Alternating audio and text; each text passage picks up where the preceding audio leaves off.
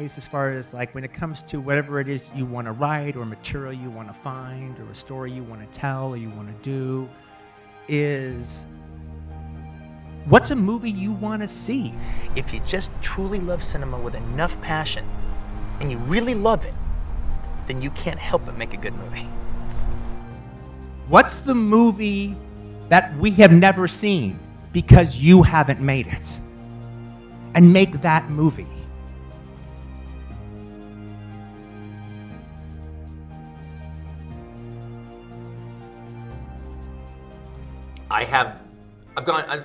I do it differently than I've done it before. I used to write all night. That was kind of my thing. Or I'd go, and during the daytime, I'd write in restaurants or something like that. And just kind of being up all night was kind of part of it, and stopping for a while and listening to music, and that was all part of it. Then somewhere around *Inglourious Basterds, I started writing during the day, and I would write on my, I have a balcony outside of my bedroom that has a place for a table and stuff, and it looks up to the, I live in the Hollywood Hills, so it looks up into the greenery there, and it looks really nice. And it's really pleasant out there. And I can play music and stuff, it's so cool. And so anyway, so like say I started writing, like say around, 10, 10:30, 11, something like that. And then I write till about, 5, 6, or 7, something like that. But around that time, around 5 or 6, I'm gonna stop for the day. And what I do is I stop for the day, and then after a little bit of time of unwinding, I go into my pool, and I keep it all nice and warm there and everything. And so I just kind of hang out in the pool, and if I'm not done with something, I think, okay, what do I want to do? How do I want to go further with this? Now that I've written the first pass on it, what do I think about it? How can I make it better? Is there another element I can bring into it? Did I add too much to it? Yeah, and whatever. I'm just looking at it critically. And maybe I come up with some neat ideas. And then I get out of the pool and I make notes on those neat ideas that I came up with, like meditating about it. It actually is meditating. And then that's my work tomorrow when I get up. All right. Or if I finished a scene, okay, boom, boom, that's done. Now that part of the story is done. Now I go in the pool and I go, okay, what happens next? What's the next thing? And then I usually come up with a pretty good idea, and then I make my notes, and then that's the next day's work. And that was never really the way I did it, and that has become exclusively the way I did *Inglourious Basterds* and *Django* and this, and it truly brings a lot of joy to my life. It's a really, really lovely way to work that makes me feel really happy. I mean, the thing is, I know as a viewer, the minute I start getting confused, I check out of the movie. Emotionally, I'm severed. Confused? Yeah, when I'm watching a movie and all of a sudden something starts happening where all of a sudden the storyline and everything is, it gets confusing. I don't know where I'm at when I'm watching it. I think an audience has like this, like almost like umbilical cord to the screen. And it gets severed when confusion comes in. And therefore you lose them. Exactly. And the thing is, most of the time, when I get confused and that's severed, it's basically because I'm not supposed to be confused. All right, that's like, it's a mistake. All right. However, if you get confused, there's no problem with being momentarily confused if you feel you're in good hands. All right, and I don't think my movie, and disagree if you please, is that I don't think Pulp Fiction, for all of its goings in and around and up and down, stories there are, and how it goes in this big circle, I don't think it's hard to watch at all. No, it's not. You have to watch it. I ask for you to watch it. You can't like put this on video and like do the New York Times crossword puzzle and watch the movie. That's right. All right, I'll ask you put everything down and watch it. Give me 2 hours and whatever it is, 10 minutes. Exactly, and then once you do that, then you can follow it. It's easy to follow. It was almost via Paddy Chayefsky that I actually realized that I actually was a pretty good writer, and maybe want to think about exploring this a little bit. Because how I actually kind of discovered writing dialogue is I used to be I'd be an actor, and I'd be in acting classes, and so part of your thing in acting classes is to drum up scenes to do, and I always wanted to do scenes from movies and stuff. And then I didn't have access to any scripts or anything like that, so I would like go and watch a movie, and then I could remember. I had a good memory, so I'd remember the scene. So I'd go home and write the scene down, and whatever I didn't remember, I would just fill in the blanks myself. Well, little by little, I would just start filling in more blanks and just kind of go off and do my own thing and add to the scenes. That was my first attempt at writing dialogue with stuff like that. And I had forgotten I was doing a scene from Marty, Patty Chayefsky's Marty, in class. And I was talking to the guy I did the scene with, and he goes, I mentioned what I just mentioned. He goes, "Yeah, Quentin, you're as good as Patty Chayefsky." I go, "What are you talking about?" "Well, remember when we did Marty, and all of a sudden there's this monologue about the fountain?" Yeah. "That's not in Marty, that's you." You gave me your handwritten version. I actually have Marty at home. And I go, there's no fountain. There's no monologue about a fountain in this scene. But it fit in perfect with the scene. And I was like, well, it's just as good as the Patty Chayefsky stuff. And it was him. His name was Ronnie Coleman. And when he said that, it was like the first ding, little tiny dinner bell, like the one around on the side of a table, ding, ding, ding. All right, it was the first little ring that was like, maybe I should pay attention to this. Maybe I should explore this a little bit more. And so I thought the idea, in the case of Pulp Fiction, that would be kind of cool, is to take 3 separate stories, and make them be the oldest stories in the book. Whether it be Vincent's character, the hoodlum, has to go out with the boss's lady, but don't touch her. And there's a whole history of people who have touched her and what happens. Well, we've seen that before, a zillion times. All right, in the case of the Bruce Willis story, that's the boxer supposed to throw the fight and he doesn't, and now the mob's after him. We've seen that story a million times before. And one of the things I thought about, like the third story, was basically kind of the beginning of at the time of almost every Joel Silver movie, which would start off with like a couple of hitmen showing up, boom, boom. All right, you want to witness something? Witness this. And they shoot the guy, and then it cuts to Arnold Schwarzenegger walking through the forest, and eventually he's going to meet those guys. And so I thought, well, what happens if we hung out with them all night long, all day long? All right, after they've killed the guy, what happens to the rest of their day? And so it was the idea of taking these chestnuts and putting them together, and then actually having the characters kind of intertwine, and it all kind of takes place in one city, and it's an environment that they all live in, and the characters kind of know each other, but you don't know that for a while, and it was just kind of hanging out with them for those 2 days. Your heroes are always anti-heroes. They're almost always villains. Yeah. I mean, your heroes are always... So it's not dark exactly, because they're kind of weirdly light villains. I mean, in terms of their happiness with villainy. But they're never, again and again and again, you wouldn't call them classic heroes. I mean, in the sense of the heroic leading man, like Frederick Zoller even. Yeah. I mean, is that something that you think about when you're writing? I actually really try to have morality not even be an issue at all right, when it comes to my characters. No, but it's so interesting. I mean... I don't want that to have any play whatsoever. That would be me commenting on them. Right. That is me sticking my big nose into their lives and then their philosophies. I let them be who they are. And, my just feeling is, I just want the same rights that a novelist has. I mean, we lived through the 80s where every Hollywood movie, everyone had to be likable and everybody had to be understandable, and the test scores were like, oh, well, we didn't like him, so we got to change every goddamn thing, and I didn't make movies at that time, but I was watching them, and I said, I'm not going to make that crap.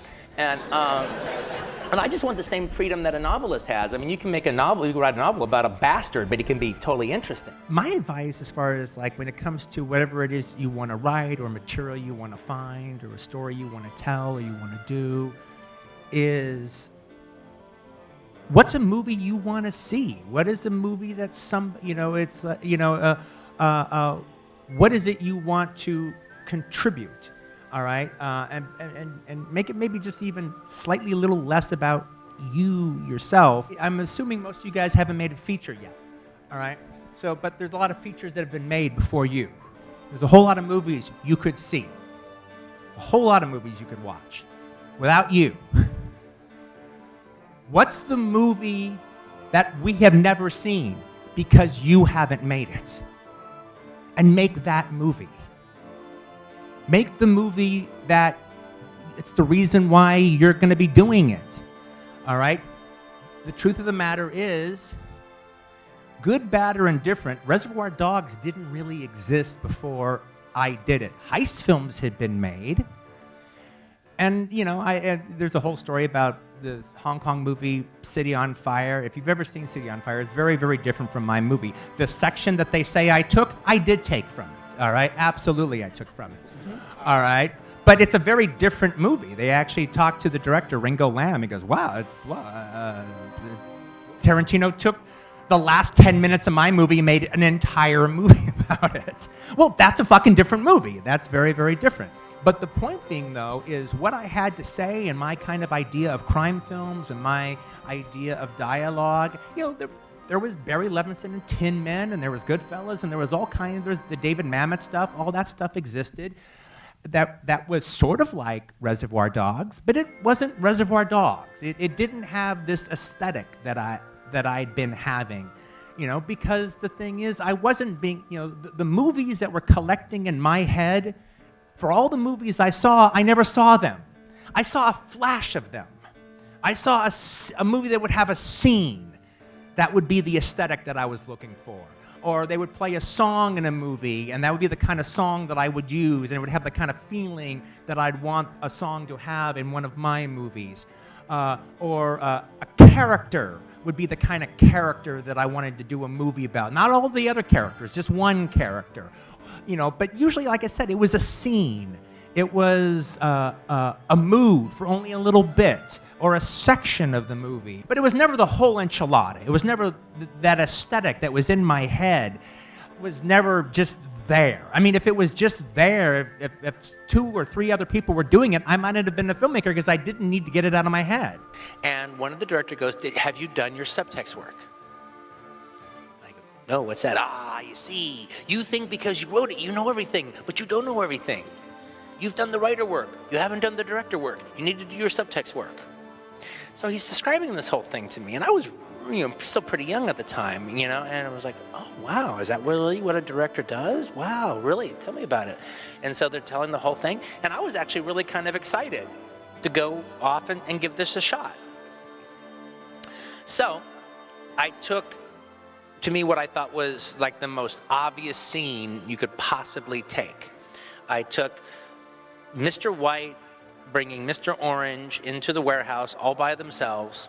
Mr. Orange, because he's a cop, is saying, "Please," and he's dying, "Please, please, please, take me to the hospital." Mr. White, because he doesn't know he's a cop, is like, "No, no, no, no, I can't take you to the hospital. You can just hang in there." So, I could ask anybody in this theater here, what does that scene mean if you've seen the movie? And you could tell me. But when you actually start putting pen to paper, it becomes a different thing. It actually, a lot of stuff opened up that I hadn't thought about before, because subtext is getting beyond what's the obvious there. And so I wrote down, what does Mr. White want from this scene more than anything else in the world? What does Mr. Orange want from this scene more than anything else in this world? And what do I, as the filmmaker, want the audience to take away from this scene more than anything else in the world? And just even writing the obvious shit about Mr. Orange is dying and he wants to be taken to a hospital, all of a sudden, the more I wrote, the more I realized that the movie was a father-son story. And that Mr. White was functioning as Mr. Orange's father at that moment. And Mr. Orange was functioning as a son, but he was a son who'd betrayed his father, but his father doesn't know about the betrayal. And he's trying to hide it from him as long as he can, because the guilt is really starting to hit him. Yet, Mr. White has faith in Joe Cabot, Lawrence Turney, who is his metaphorical father in this situation. And what does he keep saying? Just don't worry about it. Wait for Joe to get here. When Joe gets here, you're all going to be fine. It's all going to be fine. And what happens when Joe gets there? He kills Mr. Orange. And then actually Mr. White has to choose between his father, his spiritual father, his metaphorical father, and his metaphorical son. And naturally he chooses his metaphorical son, and he's wrong. But he's wrong for all the right reasons. That was pretty heavy. That's fascinating. And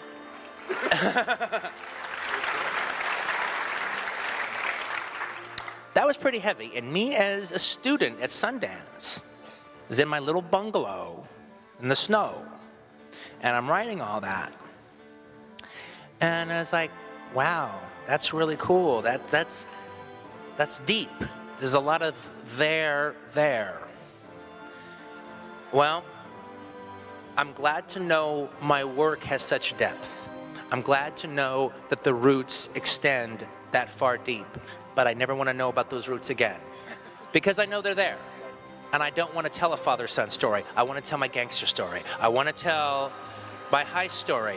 The father-son story will take care of itself. The father-son story is for everybody else who invests in it. And the father-son story is there because it is deeper than just a robbery. But me, I want to deal with the robbery and let the other guy who's doing the writing, who knows about the roots, deal with the roots. Unbelievable. Most of the characters in the movie are given choices to make, and they make the choices that they make, and they pay the price or the consequences, or they live to tell the tale because of those choices. And we actually see it happen all 3 different times in the movie. And but it's funny though, if you just take that for what it is. If you just look at the case of John Travolta and Sam Jackson, it would suggest, well, okay, Sam Jackson made the good choice, made the right choice, and thus he prospers, and John Travolta pays no attention to it, and thus we know he dies. But you have to think about Bruce Willis's choice that happens in this movie, because he actually makes 2 choices. One, he makes a choice to do a very unhonorable thing. You know, he actually makes the deal with Marcellus Wallace to throw the fight. He doesn't have to. Marcellus doesn't say, throw the fight or you're dead. He makes it for money. And he takes the money and he screws Marcellus with it. But he actually ends up living to tell the tale, right? Because he actually does make a moral choice later when he goes back to save Marcellus. But he's still starting from a very bad place, and he actually ends up prospering, for it. But again, he does make a moral choice that he doesn't have to. But if he had left, I'm just thinking about it now. If he had left the pawn shop and just let Marcellus be buggered, if he just left that, would he still get out of town? With Fabian, would he still make it to Tennessee? Would he still have all the money and everything like that? Now he'd be looking over his shoulder. Right now he's not looking over his shoulder because he did the moral thing. He actually got away with it. When I write a character that doesn't have a lot, that doesn't say a lot, doesn't get it across a lot in dialogue, and doesn't have that many story beats in order to, where these giant, the giant reveals are happening, I tend to write those characters more prose-like. I tend to write them a little bit more like a novel, all right? And I'm putting a lot of stuff in there that you guys, the audience, is never going to see, and you're never supposed to see it, all right? But it's there for the reader. I want the person who's reading the script to have a good time and to be engaged in the story. And there's stuff for the reader that's meant for them, and it's not meant for you. And there's but it's meant for the actor. And so it gives the actor like a sense of who this guy is. And more than most other scripts, like I said, I did a lot of exploring with this by writing stuff that doesn't even quite make the script. Like, just to give you an idea, like I wrote a whole prose chapter of exactly what happened on the boat. With written like the first chapter of a book. All right, it was called Misadventure. And there you find out exactly what happened. I'm not telling you guys, all right, but Brad knows, And and it was all done as prose, and it was like a little chapter of a book, and he got a real sense of it. All right, in the case of describing Rick Dalton's career, for example, and like the career, his filmography, his situation that he had, the situation that he got to, the situation he has now. I wrote that as not just like a chapter in a book. I wrote it like a chapter of a film book, like a film book about Rick Dalton. It was called The Man Who Would Be McQueen. And frankly, to tell you the truth, it was when Leo read that is what finally pushed him over the edge to say yes. to the character, because then he had a sense of it. And it was literally written as if, like, like Tim Lucas in Video Watchdog has written like a chapter on the career of Rick Dalton. You don't have to know how to make a movie. If you truly love cinema with all your heart and with enough passion, you can't help but make a good movie. You don't have to go to school. You don't have to know a lens, a 40 and a 50 and fuck all that shit. Crossing the line, none of that shit's important. If you just truly love cinema with enough passion and you really love it, then you can't help but make a good movie.